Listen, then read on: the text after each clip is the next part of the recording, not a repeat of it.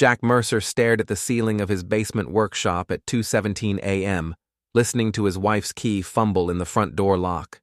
Again. The third time this week, Lily had stumbled home from what she called client dinners, reeking of expensive whiskey and cologne that definitely wasn't his. He'd been lying there for hours, surrounded by the tools of his trade, hammers, saws, levels that told him when things weren't straight, just like his marriage.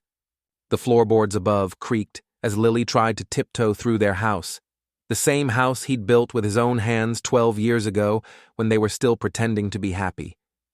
Back when she still laughed at his jokes instead of rolling her eyes at his blue-collar humor. Jack pulled himself up from his workbench and climbed the stairs.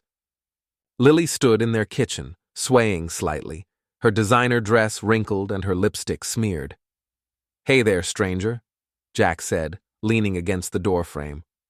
"How was your meeting with the Johnson account? You know, the one that supposedly ran until 2 in the morning? Lily's eyes darted away from his. "It was complicated. We had to discuss the campaign strategy over drinks. You wouldn't understand the creative process." "Right. The creative process." Jack stepped closer, catching a whiff of expensive cologne mixed with her perfume. "Funny thing about that cologne you're wearing. I could swear I've smelled it before, on someone else." Her face went pale. "I don't know what you're talking about." "Sure you do, Lily. So tell me, is Evan Brooks worth all this?" She froze completely, her wine glass slipping from her fingers and shattering on the kitchen tiles. "I thought so," Jack said quietly. "Go take your shower. We'll talk in the morning." As the bathroom door slammed upstairs, Jack swept up the broken glass, each shard catching the light like tiny mirrors, reflecting back 12 years of marriage. When he heard the shower running, he walked over to where Lily had dropped her purse. Her phone was right on top, no password, because she'd always trusted him completely. The irony wasn't lost on him. Jack swiped through her messages until he found what he was looking for. A hidden chat thread labeled E with messages that made his stomach turn. Photos he definitely hadn't taken. Plans for weekend getaways he definitely wasn't invited to. And at the bottom, a message from earlier that evening. "Can't wait to start our new life together." Jack will never see it coming. Jack set the phone down carefully and walked back to his basement workshop. He sat at his workbench and opened his laptop, his fingers moving across the keyboard with the same precision he used to measure twice and cut once. Time to do some research on Evan Brooks. The next morning, Lily emerged from their bedroom looking like she'd spent the night in a blender. Jack was already dressed for work, sitting at the kitchen table with his coffee and laptop. "Morning, sunshine," he said without looking up. "Sleep well?" "Jack, about last night." "Don't worry about it. I figured it out." He closed his laptop and stood up. "I'm heading to the site early today.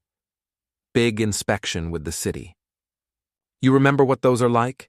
Making sure everything's built to code, no shortcuts, everything above board?" The color drained from her face again. "Good. Let her think about that metaphor all day." At his construction company office, Jack found his office manager Tess already at her desk with a steaming cup of coffee and a stack of paperwork. "You look like hell, boss," Tess said, not bothering to look up from her computer screen. "Rough night?" "You could say that." "Tess, I need you to do me a favor." Quietly. Now she looked up, her sharp brown eyes studying his face. "What kind of favor?" "The kind where you don't ask questions and I owe you a very expensive Christmas bonus." Tess leaned back in her chair. "I'm listening." "I need you to transfer our joint accounts to individual accounts. Just mine. And I need you to change all the passwords on our business systems. Today." "Jack, what's going on?" "Let's just say I'm taking your advice about keeping business and personal separate." Tess had been with his company for 8 years. She'd seen him build it from a 2-man operation to a 30-employee firm that handled half the commercial construction in their part of Maine. She'd also seen Lily gradually transform from a supportive wife into someone who treated Jack's success as her personal ATM. Consider it done, Tess said. Anything else? Yeah. Call Pete and tell him to meet me at the Blue Lantern tonight. And ask Old Man Duffy if he wants to join us. I might need some of his old police connections. Pete Morrison was Jack's foreman, a mountain of a man who'd been framing houses since before Jack was born. Duffy was their security guard, a retired cop who knew every secret in their small Maine city. That evening, Jack found Pete and Duffy at their usual table in the back corner of the Blue Lantern, nursing beers and arguing about the Patriots' chances this season. "So what's this about, boss?" Pete asked as Jack sat down. Tess said it was important. Jack pulled out his phone and showed them the screenshots he'd taken of Lily's messages.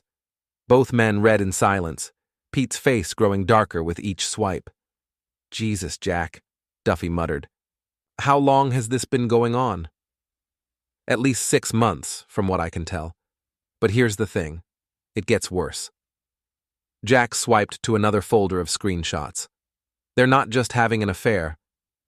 They're planning to destroy my business. Evan's been feeding Lily information about filing false harassment claims, getting former employees to lie about working conditions, anything to shut us down so his development company can swoop in and buy our contracts." Pete's massive hands clenched into fists. "That son of a—" "Easy, Pete.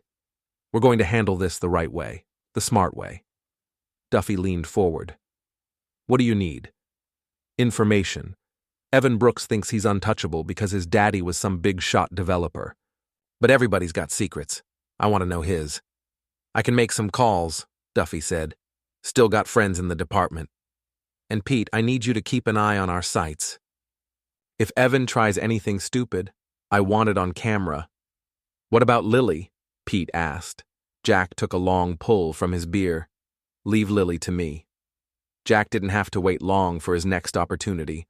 2 days later, Lily announced she was going to a creative workshop in Portland for the weekend. Jack used the tracking app on her phone, the same one she'd insisted they both install for safety, to follow her straight to Evan's waterfront condo. He parked across the street and waited. At 11 p.m., Lily emerged from the building, her hair messed up and her blouse buttoned wrong. Jack took photos with his phone's telephoto lens, making sure to capture the building number and timestamp. The next morning, Lily spun an elaborate story about the workshop, complete with fake business cards and a made-up presentation she'd supposedly attended. "Sounds fascinating," Jack said over breakfast. "How was the hotel?" "Fine. Nothing special." "That's weird. I could have sworn I saw your car at Evan's building last night, but I must have been mistaken." Lily's coffee cup rattled against its saucer. "You're being paranoid." "Am I? Then you won't mind if I check your credit card statements. You know, just to put my paranoid mind at ease." "Jack, you're scaring me." "Good. You should be scared." That afternoon, Tess called him at the job site. "It's done. All accounts transferred, all passwords changed. Also, I may have accidentally canceled her credit cards while I was updating our business accounts. Accidentally? Very accidentally. Oops." An hour later, Jack's phone rang. Lily, screaming. "My cards aren't working. The bank says the accounts are frozen." "That's strange. Maybe there's been some fraudulent activity. You know how banks get when they see unusual spending patterns. Like expensive hotels in Portland that you didn't actually stay at." The line went quiet. "I'm coming to your office right now," she finally said. "Sorry, but you're not on the visitor list anymore. Security upgrade." "You understand?" Jack hung up and turned to Pete, who was grinning like a kid on Christmas morning. "This is better than cable," Pete said. "It's about to get a lot better. Duffy found out some interesting things about our friend Evan. Such as he's got a gambling problem his daddy doesn't know about, and he owes some very unfriendly people a lot of money.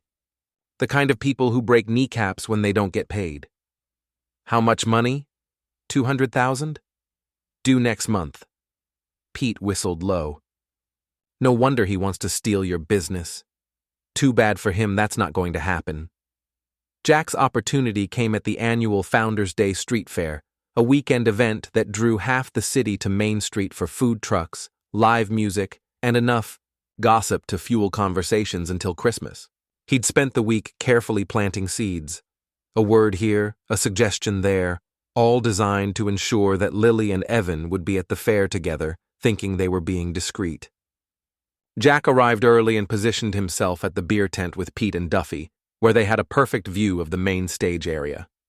Sure enough, at 2 p.m., Lily appeared with her best friend Mel, the self-appointed social media queen of their little city. 15 minutes later, Evan showed up with his usual entourage of sycophants. "There's our boy," Duffy muttered. Jack watched as Lily and Evan tried to look casual while maneuvering closer to each other. They thought they were being so clever, so sophisticated. "Showtime," Jack said, standing up. He walked straight over to where Evan was holding court near the funnel cake stand, telling some boring story about his latest development project. "Evan Brooks," Jack called out loudly, extending his hand. "Jack Mercer. I don't think we've been properly introduced." Evan's face went white, but he couldn't refuse the handshake without looking rude in front of the crowd that had gathered. "Jack," he said weakly, "I've heard so much about you. My wife just can't stop talking about you. Says you're quite the hands-on type." A few people in the crowd snickered. Evan tried to pull his hand away, but Jack held on. "In fact, she was just telling me how much she enjoys your private consultations. Very thorough, she says." "I don't know what you're talking about," Evan stammered. "Sure you do. Here, let me show you something." Jack pulled out his phone with his free hand and swiped to the photos he'd taken outside Evan's condo. He held the screen up just long enough for Evan and several bystanders to see clearly. Funny thing about smartphones these days: GPS tracking, timestamps, high-resolution cameras. Technology is amazing, don't you think? Evan jerked his hand away and stepped back. "You're crazy." "Maybe. But I'm not the one sleeping with another man's wife while planning to destroy his business." The crowd was growing larger now, drawn by the drama.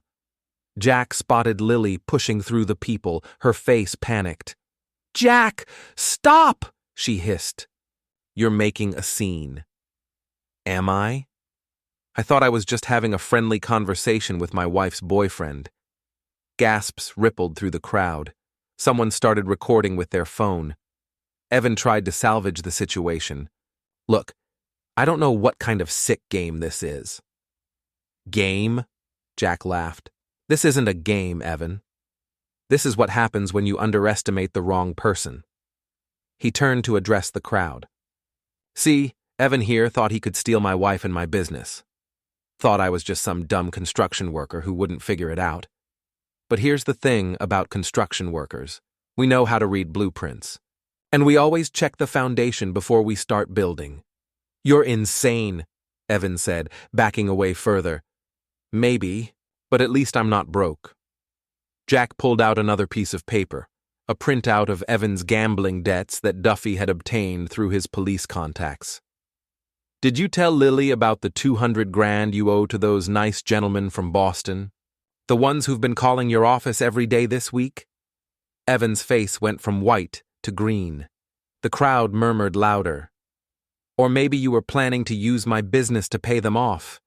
Steal my contracts, liquidate my assets, solve all your problems at once. Very efficient." "I don't have to listen to this," Evan said, turning to leave. "No, you don't." "But they do." Jack pointed to a group of 3 men in expensive suits who had just arrived at the fair. They were scanning the crowd like they were looking for someone specific. Evan saw them and froze. "Looks like your creditors decided to enjoy the festival," Jack said cheerfully. "Small world, isn't it?" Evan pushed through the crowd and ran. Actually ran, like a scared rabbit. The 3 men in suits followed him. Jack turned to Lily, who stood frozen in shock. "Don't worry, sweetheart. I'm sure he'll call you once he gets his kneecaps sorted out." The crowd erupted in laughter and applause. Someone shouted, "Way to go, Jack!" Mel grabbed Lily's arm and tried to pull her away, but Jack wasn't finished. "Oh, Mel, I almost forgot. You might want to check your cloud storage. I think some of your videos got accidentally shared." Mel's face went white as her phone started buzzing with notifications. The private videos she'd been taking of Lily and Evan for her social media gossip were suddenly very public. "You bastard," Lily whispered. "No, sweetheart. I'm just a guy who got tired of being played for a fool." Jack walked away, leaving his wife and her best friend standing in the middle of the crowd as phones flashed and people whispered. Pete and Duffy were waiting for him at the beer tent, both grinning. "That was beautiful, boss," Pete said. "Absolutely beautiful." "We're not done yet," Jack said. "Not even close." The fallout from the street fair was swift and brutal. By Monday morning, the videos and photos had spread throughout their small city like wildfire. Lily's boss called her into his office and suspended her pending an investigation into her professional conduct. Evan's development company issued a statement distancing themselves from his personal issues, but Jack wasn't satisfied. Not yet. He'd spent 12 years building a life with someone who'd been planning to destroy him. Humiliation at a street fair wasn't enough. He wanted complete and total victory. Tuesday night, Jack got his chance. Pete called him at home. "Boss, you need to get down to the site. Now. We got a problem." Jack arrived at his construction site to find Pete and Duffy waiting by the security trailer. "What's going on?" "Your friend Evan decided to pay us a visit," Duffy said. "About an hour ago. Pete and I were doing our evening rounds when we saw someone messing with the equipment." "Where is he now?" "Locked in the storage container. We figured you'd want to talk to him first before we called the cops." Jack walked over to the storage container and knocked on the metal door. "Evan, you in there? Let me out of here. This is kidnapping. Actually, it's citizen's arrest. You were trespassing on private property and attempting to vandalize expensive equipment. We have it all on camera." Jack nodded to Pete, who unlocked the container. Evan stumbled out, his expensive clothes dirty and his face streaked with sweat. "You can't do this to me," Evan said. "I already did. But here's the thing, Evan. I'm going to give you a choice. You can deal with me, or you can deal with them." Jack pointed to the parking area, where the 3 men in suits from the street fair were leaning against a black sedan. "They've been looking for you. Something about missed payments and broken promises. I told them where to find you. Professional courtesy." Evan looked at the men, then back at Jack. "What do you want?" "I want you to disappear. Leave town. Tonight. Don't come back. Don't call my wife. Don't even think about my business. And if I don't, then I let my friends over there handle this their way. And trust me, they're a lot less reasonable than I am." One of the men in suits started walking toward them. Okay, Evan said quickly. "I'll leave. Tonight, I promise." "Good. But first, you're going to do something for me." Jack handed him a piece of paper and a pen. "You're going to write a confession. Everything. The affair, the plan to destroy my business, all of it, in your own handwriting." "I'm not signing anything." The man in the suit was getting closer. "Your choice," Jack said. Evan grabbed the pen and started writing. When he finished, Jack read the confession carefully, then folded it and put it in his pocket. "Pleasure doing business with you, Evan. Pete, escort Mr. Brooks to his car." As Evan's BMW disappeared into the night, the man in the suit walked over to Jack. "Thanks for the tip," he said in a thick Boston accent. "We'll catch up with him eventually." "I'm sure you will." Jack watched the sedan drive away, then turned to Pete and Duffy. Phase 1 complete. Now for Phase 2. Lily was waiting for him when he got home, pacing around their living room like a caged animal. "Where is he?" she demanded. "Evan's not answering his phone." "He had to leave town suddenly. Business emergency." "You're lying." Jack sat down in his favorite chair and looked at his wife, really looked at her. When had she become this person? When had the woman he'd fallen in love with turned into this bitter, scheming stranger? Lily, we need to talk.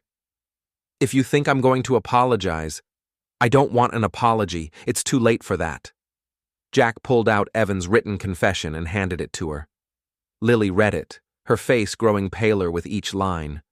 This doesn't mean anything, she said finally. You probably forced him to write it. Maybe. But it doesn't matter, because I don't need it anymore. What do you mean? Jack smiled for the first time in weeks. I mean, I already won. He pulled out his phone and showed her the screen. It was the website for her advertising agency, with a prominent headline, Creative Director Lily Mercer terminated for breach of professional ethics. They fired you this afternoon. Something about inappropriate relationships with clients and misuse of company resources. Apparently, someone sent them detailed documentation of your activities. Lily's hands started shaking. You destroyed my career. No, sweetheart. You destroyed your career? I just documented it. I'll sue you for everything you have. With what lawyer? You don't have any money, remember? And good luck finding one who'll work for free once they see the evidence. Jack stood up and walked to the window. I've been thinking about what you said in those text messages. About starting a new life. I think that's exactly what you should do. What? I want you out of this house by tomorrow night. Take whatever clothes you can carry, but everything else stays here. The car, the jewelry, the furniture, it's all in my name. You can't do this to me. Actually, I can. Maine is a no-fault divorce state, but adultery still matters when it comes to property division. Especially when there's evidence of conspiracy to commit fraud. Lily sank into the couch, the reality of her situation finally hitting her. Where am I supposed to go? That's not my problem anymore. Maybe Mel will let you crash on her couch. Oh wait, I forgot. Nobody's talking to Mel anymore either. Something about those videos she was taking. Jack walked toward the stairs, then stopped and turned back. You know what the funny thing is, Lily? You always said I was too nice, too trusting, too willing to let people walk all over me. You were right, but you made one crucial mistake. What's that? You assumed I'd stay that way forever. Jack went upstairs and packed a bag. He'd stay at Pete's place for a few days while Lily moved out. When he came back down, she was still sitting on the couch, staring at Evan's confession. 12 years, she said, without looking up. 12 years of marriage, and this is how it ends. Jack paused at the front door. No, Lily. This is how it ends. He pulled out his phone and showed her one final screenshot. It was a social media post that had been shared hundreds of times throughout their city. A compilation of photos and videos from the street fair, Mel's leaked recordings, and Evan's panicked flight from his creditors, all set to music with the caption, When Karma Comes to Maine. You're going to be famous, Jack said. Just not the way you planned. He walked out of the house he'd built with his own hands, leaving behind 12 years of marriage and a woman who'd forgotten that even the nicest people have limits. 3 days later, Jack returned to find the house empty, except for a note on the kitchen counter. I hope you're happy now. Jack crumpled up the note and threw it in the trash. Then he opened his laptop and started planning renovations for his workshop. He had a lot of work to do, and for the first time in years, he was looking forward to building something new. 6 months later, Jack was having a beer at the Blue Lantern when Tess walked in with a newspaper. You might want to see this, she said, sliding the paper across the table. The headline read, Former local developer arrested in Boston on fraud charges. Below it was a photo of Evan Brooks in handcuffs, being led away by federal agents. Turns out your friend Evan was running more than just a gambling operation, Tess said. Wire fraud, tax evasion, money laundering. He's looking at 10 to 15 years.